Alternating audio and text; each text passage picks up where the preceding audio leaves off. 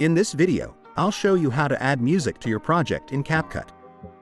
First, make sure your video clip is already on the timeline.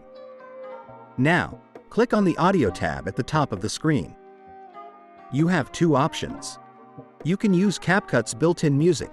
Just browse through the categories and click the download icon to use a track. To add the music, just drag and drop it onto the timeline below your video layer. Or, if you have your own music, click Import, choose your file, and it will appear in your media. To adjust the volume, select the audio clip and use the volume slider in the right panel. If you want it to fade in or out, just click the fade toggle and set the duration. Now you can trim the audio by dragging the ends, or move it to sync with your video. That's how you add music in CapCut, quick and easy.